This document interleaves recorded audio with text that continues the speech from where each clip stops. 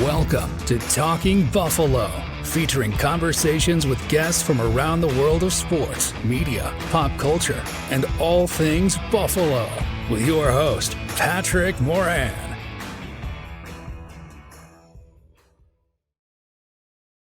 All right, what is going on, everybody? How you doing? Welcome to another episode of Talking Buffalo, your weekday daily driver for Buffalo Sports Talk and more. Big thank you to everyone out there, as always, for watching, for listening, following, subscribing. I appreciate y'all very much.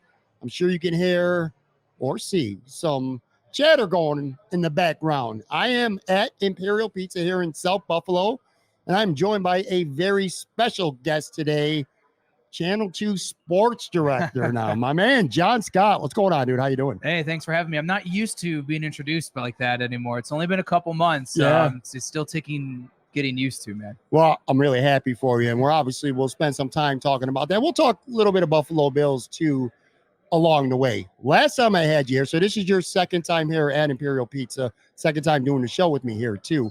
First time we did it with Matt Perino as well. And it was kind of a Cobra Kai episode. We were talking about this a little bit over to the wings here before the show. 40 years ago this week, I brought this up to you. The original Karate Kid came on. You're a Karate Kid guy. You are a Cobra Kai guy. In fact, you had a really sweet Cobra Kai t-shirt here. Shout out my people at Homage. Yeah, Cobra Kai, never die, right? 40 years, though, man. It's God. So I was born in 1984. So I'm well aware of the 40-year milestone that 2024 is bringing here. So obviously I didn't see the movie when it originally came out, but it was part of my childhood growing up. And I didn't know, and we touched on this, I didn't know what to think of Cobra Kai, the show, when it came out. I got into it maybe a season or two after it had already been out. Because it started on YouTube, I believe, or something like that. And then eventually made its way to Netflix. And then once it made it more mainstream, I followed it. It's awesome. We were discussing the weight and the huge gap here between the last season and what we believe will be the final season. I look forward to seeing how that thing wraps up. Yeah, me too, for sure. By the way, you pointed out an observation here. We're recording this Wednesday, early afternoon-ish. It is packed here at Imperial Pizza, man. This is a popular spot. It's kind of like the heart and soul of South Buffalo. Now, you grew up in Ohio. Yep, in Cleveland. You were you a wing guy when you were a kid, or was that something that kind of came later in life when you moved to Buffalo? Obviously, it's almost like a necessity. You gotta like wings to live in Buffalo. But coming up, like as a kid, as a young adult, were you a wing guy? Yeah, I liked wings. We would go between boneless and regular, which I know is somewhat sacrilege here. Even though I will admit, my wife and I, we do like boneless wings every now and again. I think they're good. As a kid, Quaker Steak and Lube was a big time chain, and they did all you can eat wing night on Tuesdays for like $10. Well, when you're 16, 17 years old, it's $10 for all I can eat. I can drive 20 minutes to do it. So we would do it fairly regularly. I could put them down. They are not the size of true Buffalo wings here in town. That's one of the bigger differences. But I was putting down at 50, 60, sometimes 70 plus wings at a time. And they were good. They're not what we have now become accustomed to here. But yeah, I went the wing route for a long time. And then coming here, it was, all right, let's see what the hype is all about. And as we all know, for those of us here, this town, this area, it more than suffices and lives up to it. Are you kind of blown away? Now, you've been in Buffalo. You've been in Western New York for quite a long time. A decade. Now. You've been here for a decade. Are you still kind of a little bit blown away by how much people are willing to engage and talk about wings? Like, everybody's got their favorite places, their hidden gems, the overrated spots, you name it. I mean, you're a sports director, man. You work at sports forever. Sometimes you might be having a conversation at the bar with someone talking Buffalo Bills, and it's like they really don't got too much to say. You know, Josh Allen's great. Okay. But you start talking about wings here in Buffalo, no matter what your spot is or where you live in this town, this area, people want to engage because everybody's got their own takes when it comes to wings. They got their own takes. And yes, when we've discussed it, a lot of people, it's somewhat universal at the top and things like that. I think it's when you get to your own personal opinions. Maybe you say, let me show you and tell you about a hidden gem or something that's like more my neighborhood or things like that. I was a regular at Kelly's Corner for the first 5+ years of when I moved here, 2014. And it's gotten more well-known over time. But when I was there, it was a local kind of gem for me, and I took pride, and I still do. Is I'm not a true Kelly's Corner OG, but in my time frame here, I tell people, hey, you know, this is a spot that I've been banging the drum for, saying, hey, this is a wing spot here. I'll just say this. The best part, I think, of the conversation is I've never had bad wings in Buffalo. So it's like when people say, oh, those stink or those aren't good. Look, come on, let's cool it. Like Anchor Bar, their wings are good. They're fine. Sure. Is that the place I might direct people to be like, hey, let's see what separates Buffalo from other places? No, but I've never had a bad wing experience in town. And I think that's also what makes this place so awesome and unique is you get the top, but the floor is also elevated from other places. I'm glad you said that with the floor, because that's what resonates with me more than anything else. I lived in Florida for 5.5 years, so I kind of feel like I would know this right now. The bar for wings in Buffalo is so high, and you can run down 10, 15, 20 great wing spots and not include a place. Like theoretically, you could talk about Imperial Pizza and you might not even put them in your top 10, 15. I guarantee you take a spot like Imperial Pizza, Anchor Bar, Duff's, can go on and on and on. And you put them somewhere else in another town and they are at the top instantly. Like this roster is deep. 100%. One of my best friends from growing up in the Cleveland area, he's come to visit a couple times. And one time he went to a preseason Bills game. His family was in town, and I drove him to and from. So obviously I had work to do. So he just kind of bebopped, and he went to like Prohibition and O'Neill's, and we took him to Barbell, and we've taken him other spots. So had a good taste, and he got wings like literally everywhere around the stadium. And he was like, dude, everywhere I go, these wings are absolutely fantastic. And this is a guy who born and raised in Cleveland, now lives in Chicago. And I'm like, I haven't had wings at Prohibition. I haven't had them at O'Neill's, but I completely believe you that anywhere I could probably take you, you would still think, oh yeah, man, these Buffalo wings hit. Yeah, absolutely. Just there's so many enjoyable spots. And of course here Imperial being one of them, great pizza as well. Yeah, I just can't get over for a Wednesday afternoon, early afternoon, how popping it is in here right now. It's nuts. All right, so before we get into you going to Channel 2, which obviously I want to talk about, and then some Bill stuff as well, kind of want to talk about your time at Spectrum. All right, so you're there for 10 years, and I think one of the most genuine, legitimate compliments that I can bestow on you, and I mean this, I'm being sincere too, is I think during your time at Spectrum, you didn't just help, you really helped put their sports coverage on a mainstream map.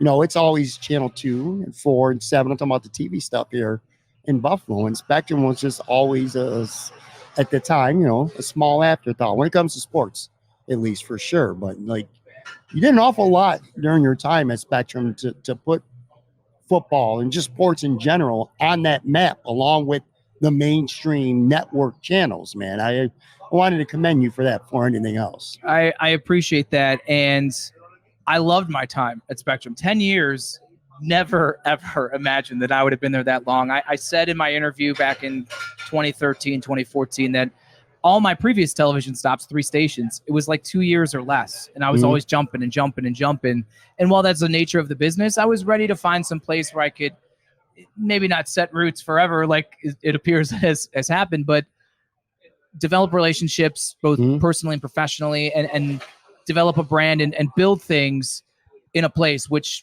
time is really all that you need to do things like that. And they did. And I give a lot of credit and thanks to the people over there for allowing me to expand a lot of what we ultimately did.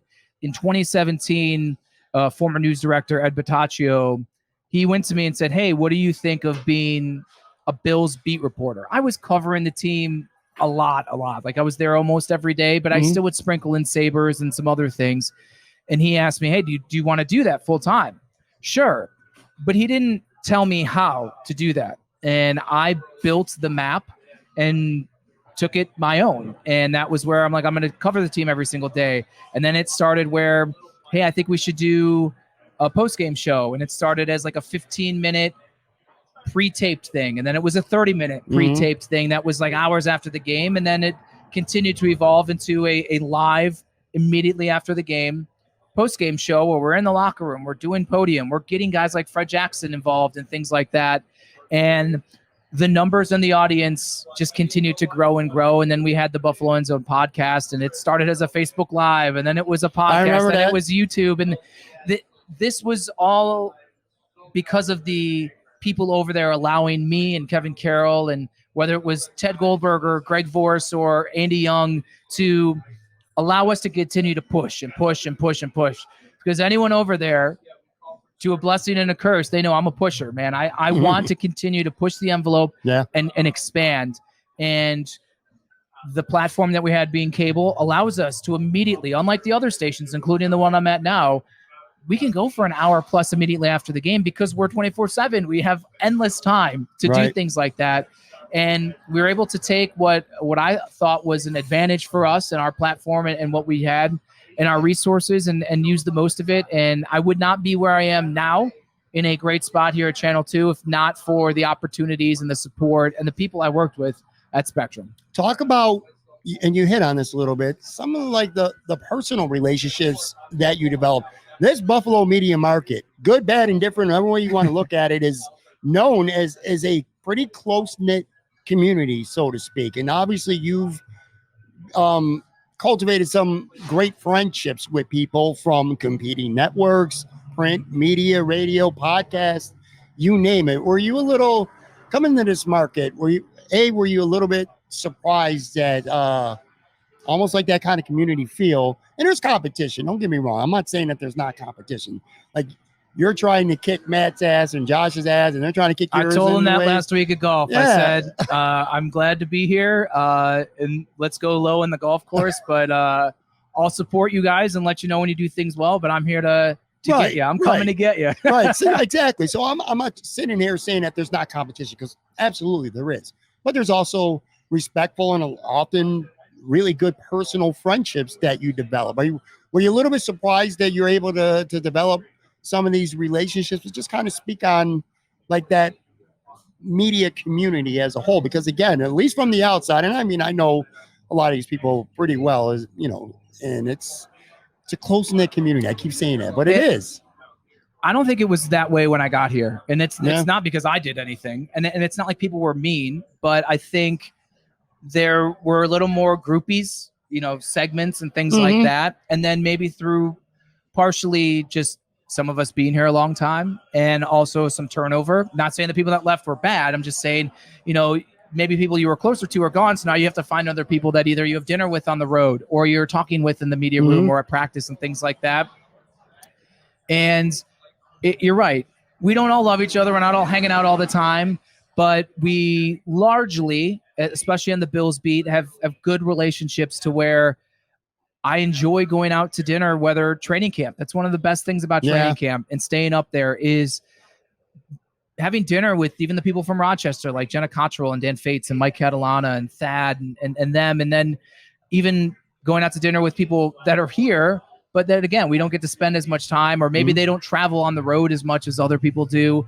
Or your flights and scheduling and things like that. I mean, I enjoy those types of things. We've had barbecues at our house that have included, John Warrows and his wife have come over, and it's been nice to get to know them. And it's all across the board. Our wedding, my wife I met doing the job that I'm doing, and things like that. So you're right. It is cool. I do think it is unique because even just talking to other people who have been here and moved on, it is not the same thing. And I think that's super, super cool that we all spend so much time. It's also, I'll just say, is unique, and maybe this goes hand in hand. More people cover this team in this market, and you will include Rochester, than I think most other sports markets, big and small. And so I think you just are flooded with so many more people that are around each other more regularly. I think it's just natural that relationships are built. You mentioned golf, playing golf. And I'm going to piss people off here for a couple minutes because you and I both love golf. Maybe the viewer doesn't quite as much, but tough shit for the next 5 minutes anyway. You mentioned something, and I saw, I think Sal posted or tweeted a picture last week. I took a selfie on the course. It was for charity, by the way. It was Eric Wood Fund. It was for Eric Wood's foundation. And the foursome is Sal Capaccio, works for WGR, Bills Beat, sideline reporter. There's Jon Scott, sports director at Channel 2. There is Josh Reed, sports director at Channel 4. There is Matt Beauvais, sports director at Channel 7. All three of the networks playing golf together with Sal Capaccio. I thought that was pretty wild. And to your point where maybe it wasn't always like that, I started thinking in my mind, I'm like, because I'm kind of old, man. I've been around and watched local news forever. And I'm thinking, Rick Azar, Ed Kilgore, Van Miller, these guys going to play golf together and hang out like that. I'm like, maybe they would, because I didn't know. You know what I mean? I don't know. You never saw that before. And obviously with social media, you can see things now that, kind of peel back the curtain a little bit. That was pretty wild, though, to see all three sports directors and Sal on, the same foursome playing in a golf tournament. Pretty cool. Yeah, it was cool. That's a group that we've done that multiple times over the course of a handful of years now for Eric's fund and the fundraiser through B&L Wholesale as well. And it's fun. Our golf game wasn't as consistent as it needed to be. Mm-hmm. I got my driver working. Beauvais was hitting it pretty well. Josh and Sal were doing things. We just could never get close enough on an approach or make any putts. But it was super fun. Great to see Eric and see some other people out there. Terry Hills last week. Who is among the media? Because we see, photos all the time, stuff you guys are on the course. Who's the good golfers, man? Who are the good sports media golfers? Brian Koziel from WGR. Yeah, he shouldn't awesome. count, though. He shouldn't even count. Jay Skursky is very good. Him and I played Torrey Pines after the Rams-Bills opener a couple of years ago. Mm-hmm. Beauvais is a very good golfer. Thad Brown up in Rochester. So I'd probably put them as maybe the top golfers in the media world. Then the rest of us, Sal's a good golfer. I'm incredibly inconsistent. I can drive it 300 yards and chunk it and then 3-putt and, whatever it may be. Like I shot an 87 and then I think the next time I shot well over 100. And I'm like, what in the world is going on here? So but there's a lot of us that play. So that's what's cool is whether you're good, great, average, whatever. We all get out there, have some fun, throwing some tunes, have a few pops and have a nice day. Well, look, golf is the best sport because you can play at any skill level. If you're a basketball player and you suck, you're not going to have fun playing. You're going to have fun playing golf. I used to run a media basketball game, and that also was an interesting case study of, you're right. Some of those people I might have named that are really good at golf. Not so much basketball was not their forte. Let me be real clear, too. I want to be clear about when I said Brian Koziel shouldn't count. Not because he's not a media guy. He absolutely is. Because a golfer. Hosts a golf show. He should be ineligible to talk about he's really good. Who's a good associate kid, by the way. And speaking of, you mentioned Jay Skursky. His boy, Elliot, 10 years old.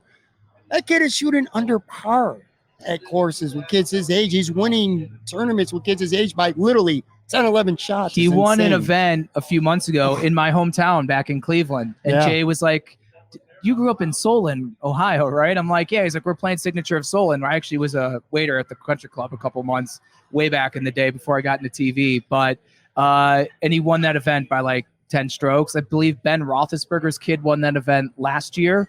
So Elliot is kicking butt and taking names, and it's going to be super cool too, because we know Jay and now I work with Melissa to see Elliot at such a young age and watch this journey from the beginning. And then obviously like the International Junior Masters is at East Aurora. That's going on this week. We have the Porter Cup up at Niagara Falls Country Club. These are local events that maybe Elliot and maybe some other local golfers, of course, will be in here soon enough and get to see him rise up the ranks. And it's really going to be a kick in the you-know-what when Elliot's competing in high school or something around here going for state titles. And I'm going to be like, my goodness, man, I've been watching this journey for 10 plus years. I can't wait to see it. I can't wait to see it. I've gotten to know Elliot really well. He goes to all the softball games. My son and Jay actually play on a beer league softball team together. It's a lot of fun to watch. You've been around athletes, man. You've been around them all your life. You cover them now for a living. You can kind of tell sometimes, even when a kid is as young as 10 years old, 11, 12, or whatever it may be, that they just got it. They got that something about them. You can tell by the way maybe they swing a golf club or the way they throw a baseball, that they just got that gear that maybe most other kids their age don't have. He's got that gear. I could tell. Yeah, Elliot Jay plays in a basketball game, a pickup game that I've been in for like a decade, and Jay's started to get into the run there too. And Elliot will come every now and again, even just seeing him put up some jump shots and things like that. It's cool. Matt Perino's boy is a very good baseball player. Max is a good one. Kid. Sal's kid. It's like the media folk in town, the next generation here is coming to to see if they can build their own name in the sporting ranks. That would be really cool if you guys are around long enough someday. Some of these kids that are young kids grow up in high school and that's when it's going to hit me when I'm like you feel old when I'm talking about a Perino and a Capaccio and a Skursky in highlights or in stories down the line. That's really going to be something. Let's talk about Channel 2 now. So this past year, you are now the sports director at WGRZ-TV. Talk about kind of how that opportunity came about, and as much as you can, at least, kind of take us like inside the process. So, between going from Spectrum to Channel 2, but also, again, that's a coveted job. And we'll talk about, I gave you a reference, which apparently I thought was unique, but apparently is not unique. But I want to hit on it because that's the way I feel about what you're doing right now at Channel 2. Just talk about that opportunity and that process of landing that job. Honestly, it came out of nowhere. Yeah. I was actually leaving that pickup basketball game that I play Tuesdays and Saturday mornings. And I had a couple texts, one from my wife of, did you see that Channel 2 posted this sports director job? Because I hadn't heard anything. I was friendly and am friendly and I had conversations with Adam Benini, but it was never brought up. And, people talk in this business, people talk in this town, and I had not heard anything of it. And so I started putting out some texts and inquiries and messages to certain people to kind of get an understanding of what this is, what's going on, where's Adam going, and through my name in the ring there, through the help and assistance of a couple people that were at Channel 2 and things like that. And a couple weeks went by and I didn't hear anything, and I'm like, man, I think I'm one of the more qualified people. I've been in the market for 10 years and things like that. And ultimately, I get a call from the general manager. Hey, we'd like to have a conversation. So I met with him and the news director. A couple 3+ weeks went by. One of those was in Jamaica on vacation with my wife. So I'm like constantly trying not to look at my phone, but also looking at my phone to be like, okay, did they call? Did they call? And then they offered the job. There were some logistical things with wrapping things up with my time at Spectrum that we had to work our way through. And, I give credit to them for, helping with that process on that end, Spectrum. And it was a long, sometimes stressful process that ultimately I think spanned maybe 2 months or something like that. And finally we got it all buttoned up, but then there's even some red tape. And so I was supposed to start one day, and then that got pushed, and then it got pushed again. And then the Sabres hire Lindy Ruff. And I get a call from my news director saying, hey, I know we're kind of not exactly in the starting point, but you haven't been trained or anything, but I think it'd be good if we can get you here with Adam to do the Lindy Ruff stuff. And I'm like, cool. So I my very first day at Channel 2 right in the fire was at Key Bank with Adam Benini. Wow. Introducing Lindy Ruff as the Sabres' new head coach. And then a couple of days later was the draft. And Adam kind of helped the first night of that as well. And then I took things there, but I was I'd never actually stepped foot at my desk at Channel 2. And I was on air on TV 4 days in a week. Wow. And then I finally, get a desk and getting set up and all of that stuff. And now we've been off and running since late April, early May here. But yeah, it was an interesting process. Thankfully, I'd been here for 10 years. So I can talk about the Sabres and Lindy Ruff. I can talk about the draft. And it was more about, I can do the TV thing. It's all the other stuff of, I felt bad for whether it was Adam or Lindsey Moppert or Jonathan Acosta. They were babying me because I'm like, you're going to have to write my scripts. You're going to have to cut my video and things like that. And now I'm trying to pay them back here months later. It's kind of funny because we were talking when we were having our wings here at Imperial Pizza about people new to the career and kind of getting pushed into the deep end right away. Even though you have plenty of experience, you're a Spectrum for a decade, you've worked in TV before that, you go to Channel 2, and you kind of got pushed right in. I mean, when Lindy Ruff and the draft come, again, you're much more apt to be able to handle that now because you have that experience. But in some ways, you kind of were pushed right into that deep end as well. I was, and it was great. It's also, and I guess I'd never thought of this initially, but Spectrum we record a lot of stuff. I mean, yeah, I'm live after the post-game show and things like that, but most of my stories, they're taped, and most of the stuff you see on air is recorded. And I would do one story a day, or we would do one thing a day. Well, now at Channel 2, there's newscasts throughout the day. It's a lot more live stuff. And I had not anchored in studio a sportscast in, I don't know, 5 years, 4 or 5 years.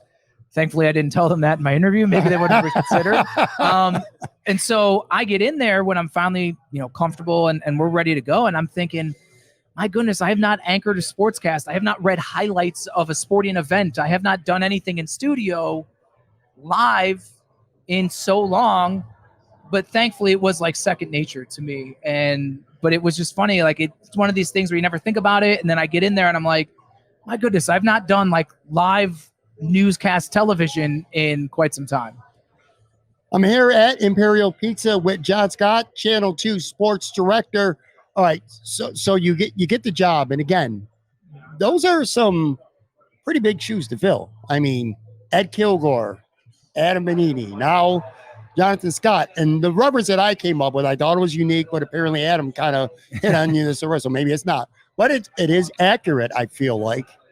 Chuck Noll. Ed Kilgore was like Chuck Noll, and Adam Benini has been Bill Cowher, and now you're kind of Mike Tomlin. There's been a long-standing tradition where there's, other outlets might have somebody new every couple of years. Not Channel 2, man. Channel 2 has been solid for a long time.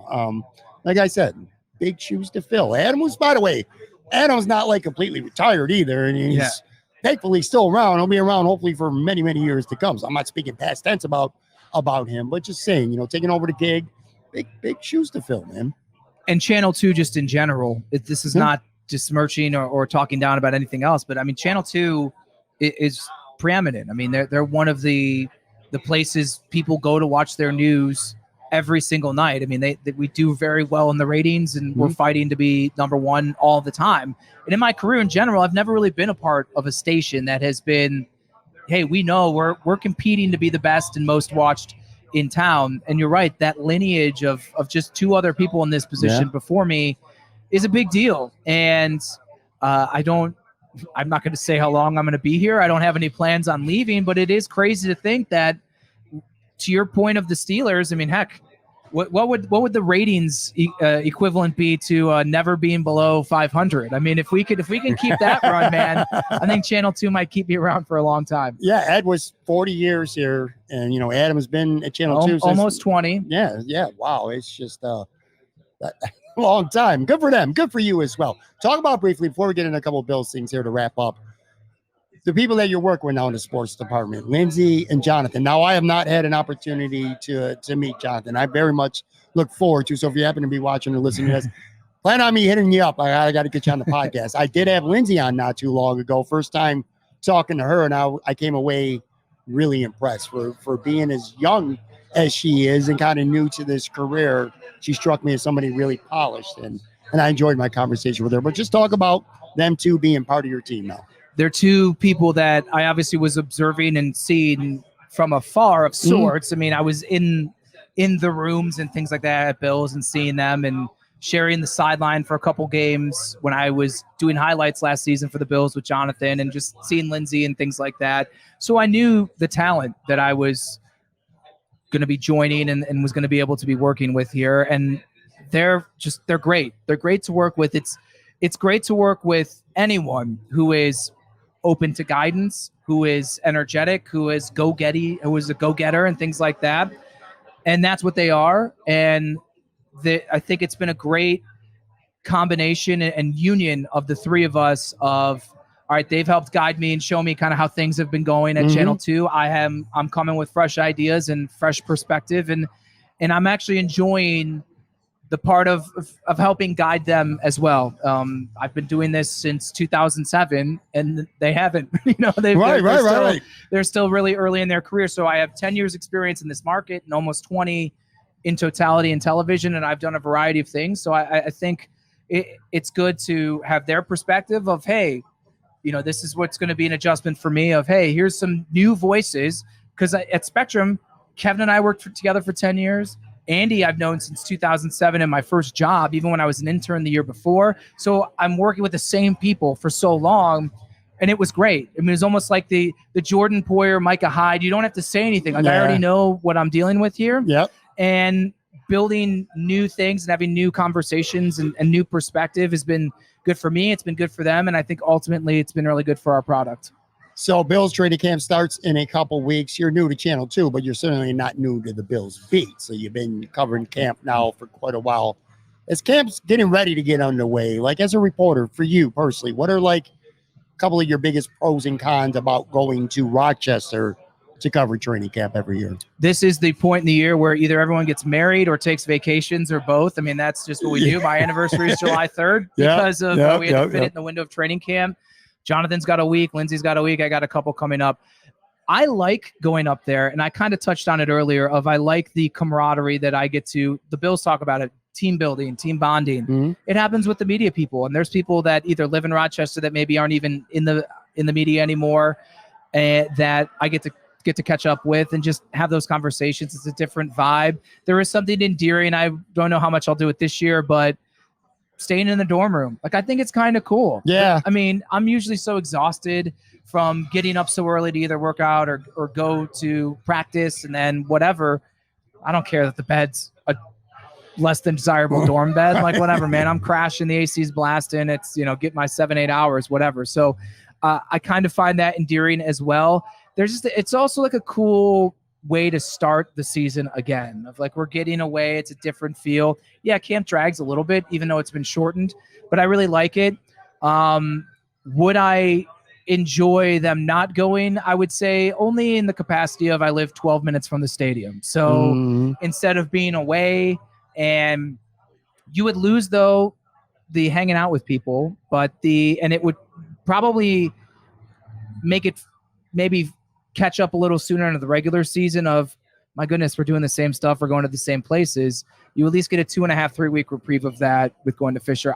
I like it. I'm in favor of it. I think it's fun. It's cool. And I hope they keep doing it. That's a good take too. And I was surprised because I've asked lots of media people the same question and kind of, to some extent, mostly got the same answers to that. I thought more people would hate having to go to Rochester, or if they're staying in the dorms, being away for days at a time. But a lot of people seem to like that for a lot of the reasons that you said. Good bonding. If I drove back and forth, I would hate it. That is a long ass drive. So if I did that, it's an hour 15, hour 20, hour and a half. Sure. You bake that. So you're in a car for 3 hours, depending upon traffic. Like I'm going to Hamburg. So, you get past Walden on the 90, depending upon when in the day you're hitting it, it can get pretty problematic and backed up. So if I was doing that, it would be too exhausting. But, now I'm scheduling things a little different because I have multiple people that are accounting for things up there. But if I was going back and forth every single day, I definitely would have a different feel. And by the way, if you happen to be watching us on the video side, the video looks relatively well, and I got to credit the camera guy here, John, because I was getting ready to shoot. I didn't give a shit, man. I was just ready to pop that on. You're like, hold on, the exposure is wrong, and God, I don't have my tan on yet, so I was kind of fading over here a little. I don't want to get into any kind of extended Bills training camp preview or roster preview or anything like that. To me, it's too early, and plus, you're going to be covering that in the days, weeks, and a couple months to come here. But there are one or two things that I did want to ask you for your perspective on. And one of them is the defensive edge position. I feel like with all the stuff going on this offseason, obviously the talk's been about Stephon Diggs, understandably so, and all the big names that have left. And I'm left with thinking in my mind, like, what's going to put the Bills over the hump? And to me, it has been for the last couple of years, getting to the quarterback, getting to Pat Mahomes or getting to Joe Burrow. The Bills have not done that well enough in the playoffs. That's pretty obvious at this point. What version of Von Miller do you see left? Because, he did nothing last year, but you can make a very fair and reasonable case that maybe that's on the Bills. Like maybe he came back too early and he was not ready to play. You saw a little bit of glimpses of him, though, in the playoffs. I thought that Chiefs game, he might have been the best pass rusher. The bar was really low compared to what everyone else did, but you saw some glimpses and signs from him. He's fully healthy. I just seen, in fact, earlier this morning, some video of him working out, and he looked good. How important is he to this team, and how much do you think he has left right now? I would temper expectations for anyone of his age. I know he's a first ballot Hall of Famer, arguably the best pass rusher of his generation, but 35, 36 in general, I think you'd have to really put the bar at, I don't know, a handful of sacks. And now he's coming off the knee injury. Even if he's healthy, guys just aren't the same. I mean, that's just the reality of it, even if you may be able to lift the same and explode the same in practice or things like that. So they're not going to get the Von Miller that they signed a few years ago and that maybe you saw before the ACL injury. They need something. And the problem here is, and I agree with you that I think edge rusher, is an under-discussed position, and I think it's the most critical. They just threw a bunch of darts at the wide receiver spot. None of them are going to be none of them are going to be Stephon Diggs. Heck, none of them may even be Gabe Davis. But maybe more of the collective can help there. I don't know they have the collective at the edge rusher position to take that approach. I mean, you're really banking on Greg Rousseau has to go from here to like here. He can't take a minimal step. I mean, he needs to take a substantial step. You need the same from AJ Epinesa. I mean, those guys have to be pushing double-digit sacks. I mean, that's what you need out of them. And then Von Miller, I think it's reasonable. All right, if you get 5-6 sacks, like that's fine for a guy his age. That's not what you're paying him for. That's not what you brought him to be. But then after that, I mean, I don't even know who you would consider who you're going to count on. Get Dwayne Smoot a little something. Javon Solomon, a rookie. Like these are the guys that's the position that they're at. And Brandon Beane acknowledged with the signing of Von Miller what they felt was missing in the pass rushing room. And I think that you need a difference maker. Look at all of the best teams in football. They have difference makers that say, oh, shoot, I'm an offensive coordinator. I got to worry about this one guy off the edge, whether it's a Bosa or whether it's even Khalil Mack was this past year, whether it's Chris Jones is all over the place. But they have an impactful guy in that defensive front, and I don't think the Bills have that game wrecker, oh, shoot, I got to focus on that guy because he's a problem. I don't think they have that, and I don't think Von Miller, it's even reasonable to think he'll even get close to that. Based on your answer, look, Josh Allen is, as long as he's playing, he's going to be the most important player on this football team. But based on your answer, it makes me feel like Gregory Rousseau might be one of the most 3 to, at worst, 5 most important players to the success of the 2024 Buffalo Bills. 100%. And listen, Brandon Beane has done a phenomenal job constructing this roster since he took over as the general manager. He's constantly been throwing resources, especially on the defensive line. But the one area that I think, and the jury's still out on some of these guys, that he hasn't hit the way he needs to his first-round picks. And yeah, you could tell me Greg Rousseau was 30th overall. Oh, well, it's basically a second-round pick. You can manipulate it how you want. I'm looking strictly at first-round guys, and it's Josh Allen was the ultimate home run, and that's the one pick that he needed to swing out of 17 ballparks. I mean, that's the one that he got. Tremaine was good. He wasn't great. He was a very good player. He wasn't great, and that's indicative of them not bringing him back. And Oliver has been good. There's been moments he's been very good. I don't think Oliver is a great interior defensive lineman. Greg Rousseau, I don't think that he has been a great player. He's been fine. He's a great compliment, but he hasn't been this is your first round pick. This guy is a disruptive force regularly. Let's see what Dalton Kincaid is. We know about Kaiir Elam. Like, these are the areas that to this point we haven't seen boom. And that's where you look at some of these other teams that have built themselves up. They hit more on these first round picks, or they've organically grown them into superstars. And I think that's maybe the next step in totality that this team needs is they need their top talent to become top players in the league. And I would put Greg Rousseau in that bucket. And this year in particular, like he's got to be a significant force in that front. For sure. I liked your take too on Ed Oliver, who by the way is not just a first round pick, he's a top 10 pick.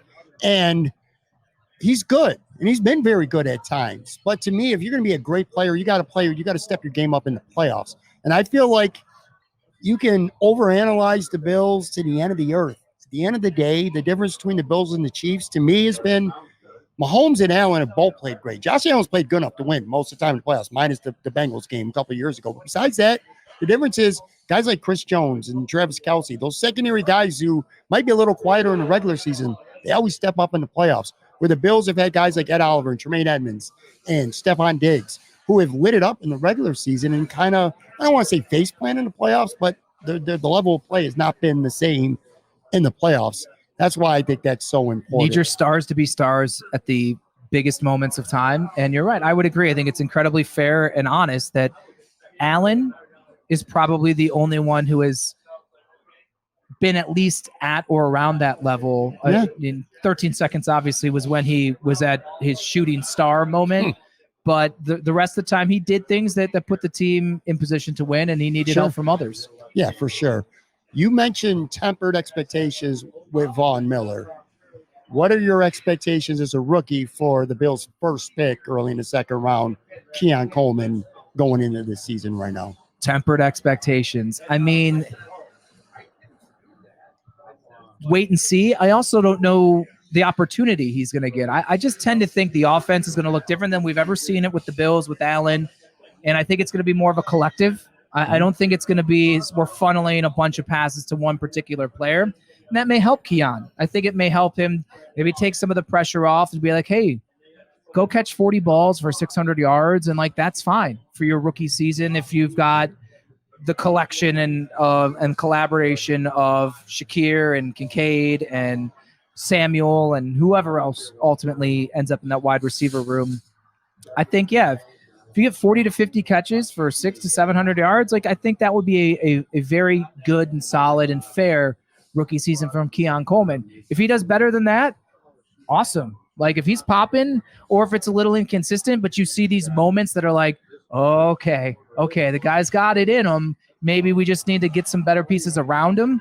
Sure, that's what I think I'd like to see. Like, show me some moments, some flashes that say, all right, watch him high point this ball and the fade in the corner in the end zone. Or let me see him moss someone down the field a couple times. Let me see him beat press coverage a couple times. Let me see a couple big games. Or like Rashee Rice did last year, all right, let's see the slow build. And as the season moves along, that can give you more confidence that, hey, maybe he's not the number one, but he's finally that number two that you were looking for. And they're just rebuilding the wide receiver room almost backwards.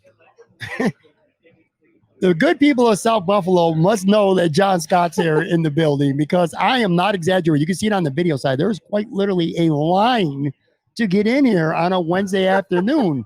This is bananas, dude. And I'm going to tell you, too, you're not bragging. I'm going to brag for you. Coming in here, let's do a little quick story. Tell them about your unique experience that you had as you parked your car here to come meet me for wings at Imperial Pizza. Really cool. Yeah, I'm walking through the parking lot here behind us, and some guy goes, Channel 2, Jon Scott. I'm like, hey. He goes, can I get a picture? Yeah. He said, my buddies and I were just happened to be talking about you and I don't know, me starting at Channel 2 recently. He's like, they're going to get a real kick out of this. So I took a selfie with this guy, sent it to one of his buddies he was talking to. It's never happened to me before. Shout out to that dude. So thanks for watching. That's awesome, man. And I mentioned this, like and my wife was the same way. We've been here for 10 years, been on television. Like she's far more recognizable than me. She's beautiful, of course. Sure. But I'm just not used to it. That's not my personality. Like if you want to say hi, by all means, I'm not going to say no. It's just getting recognized and people, seeing me and things like that. That's just not something that will ever be normal to me. Well, get used to it, my friend. Scale of 1 to 10 here. We were talking about the receiver with Coleman. I didn't even want to wait until training camp or preseason to give you my ultra hot take for the Bills this year. Scale of 1 to 10. You tell me how crazy I am.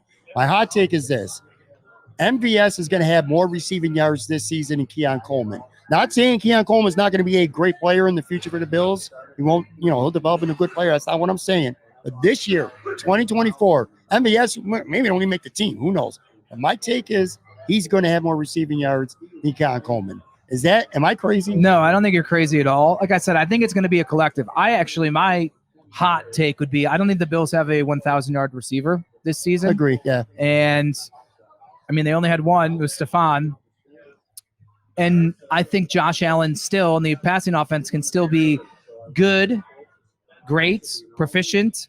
He could still get 4,000 passing yards and not have a 1,000-yard receiver on this team. That's kind of the way I'm looking at it. So, sure, MVS could have 800 yards and Keon could have 600 yards, or they could all have in the 700 range. Like, I think choosing who's going to be the Bills' leading receiver in terms of yards, now that's a fun game to play, because honestly, I don't know which direction I would go. But I think MVS would probably, in a betting odds world, be the favorite. Yeah, okay. Last question here. Just give me a couple guys as you're getting ready for training camp here, which, again, is still not for a handful of weeks. But who are a couple guys, once you get to camp and start covering this team every day, that you're really looking forward to locking in on and seeing how they look? All right. Offensively, I want to see Chase Claypool and KJ Hamler, because they're in the group that I call dart throws that Brandon Beane made. And I think you could probably reasonably say, I'm not breaking the rules of the media agreement or whatever from observations. I think we can reasonably assume Khalil Shakir, Curtis Samuel, and Keon Coleman. Those are your three. All right, I know they're going to be the wide receivers. Let's assume they keep 6. I think Mac Hollins has been someone that, whether it's Sean McDermott, Josh Allen, others have just been raving about his personality, his work ethic. I feel like special teams will play a big role with him. So maybe he's number 4. I think MVS is reasonable to say maybe he's number 5. So then maybe I'm putting Claypool and Hamler as more well-known names competing to round out that roster. And we know what Chase Claypool's actually accomplished in his career. Early on in Pittsburgh, he was a very good player. I mean, he was a very good player, and he provides something the group as a whole does not have, and that's a lot of size. So can he find a resurgence in his career? And he can play special teams. Right. And he's embracing that now, unlike even a year ago in Miami and whatnot. So is he someone? What does he do once the pads come on? All right. I mean, that's the big thing. A lot of guys look great this time of year, and then you get the pads on, you're like, oh. And Keon Coleman could be that. One of the things people concerned about him is his ability to separate. Yeah. Let's see how that is in camp. And Hamler's a guy that brings another different element. Speed. Yeah. Former second-round pick. Really highly acclaimed guy coming out of Penn State. Has dealt with a rash of injuries. They signed him back in January. So this is someone they prioritized. Can he be someone, once the pads come on, that can maybe fulfill that role? So offensively, I'm going to go there. Excuse me. I will also have my eyes on David Edwards. I'm not sold that's the set it and forget it guard replacement. He's the front runner, but maybe can La'el Collins be someone that is well known, the name, but has dealt with injuries? Jonathan Acosta just did a nice story with him that ran on Channel 2 yesterday. You can find on our YouTube page, of him being pretty open about the struggles that he could have come back last year, but he wanted to wait for the right situation, and he believes the Bills are just that. Defensively, I'm going to say 2 names that people may roll their eyes. Kaiir Elam and Damar Hamlin. Those are the 2 that I'm going to look at. It's been well documented that Kaiir made some plays during OTAs and minicamp. Again, and even Sean McDermott kind of said it. It's a helmet, it's shorts, it's a T-shirt, there's no contact. But he was getting opportunities for a variety of reasons. Either Rasul Douglas was not there because he was spending time with his family, Christian Benford, an excused absence of minicamp. Let's see what Kaiir can bring. It's going to take a mountain for him to supplant Douglas and Benford, to me. Sure. But I also feel like this is almost like the critical moment in his time with the Bills to say, all right, was it a coaching issue? Was it just it took him extra long to go from a press man to a more zone scheme and develop and refine those skills? So I'm going to see what he's bringing. I feel like that's been the story for 3 years already. And then Damar is another guy that, he was making plays. It was shorts, a T-shirt, but we're now a full year removed where we're not talking about cardiac arrest in Cincinnati, and he's not at the White House or courtside at everything. He's still using his platform for good, but I think it's more focused on football. And I had an interaction I caught when speaking with Keon Coleman, I think it was like OTAs, where Keon brought Damar over, and Damar was like, was fun. And like, we weren't asking him questions. We were asking him about Keon, and it seemed like the personality was back with him. It was like a different person than I'd seen all of last year, which is understandable. So maybe with a year removed, I thought Damar did some really nice things when he had to fill in for Mike and Jordan that one year. He was a rookie. Like, he was young, so you knew. So I think that safety position outside of Taylor Rapp is wide open. Yeah. And so Mike Edwards was dealing with injuries. We haven't seen him. Cam Lewis is a guy that I really like, but is he maybe better suited for them as a team for a utility role? I don't know. But I think Damar Hamlin if he stays on the up and up from what I saw in OTAs and minicamp, I mean, maybe the conversation finally shifts back to DeMar Hamlin, the football player. Good stuff. I'll tell you what, too. So we ended up going almost an hour today, and this might be the first time in Imperial Pizza Talking Buffalo podcast history where a group of motorcycles did not come by once and interrupt the show. So that right there alone is a W. But in all seriousness, thank you one more time to Imperial Pizza. Great host as always. Great wings, great pizza. 2 locations now, 1035 Abbott Road where we're at today, but also 1655 Main Street as well. And of course, big thanks to my guest today, Jon Scott, Channel 2 Sports Director, man. A lot of fun. Make sure you follow Jon on Twitter at Jon Scott TV. Always a pleasure having you on, buddy. Hey, man, I appreciate it. Let's do it again.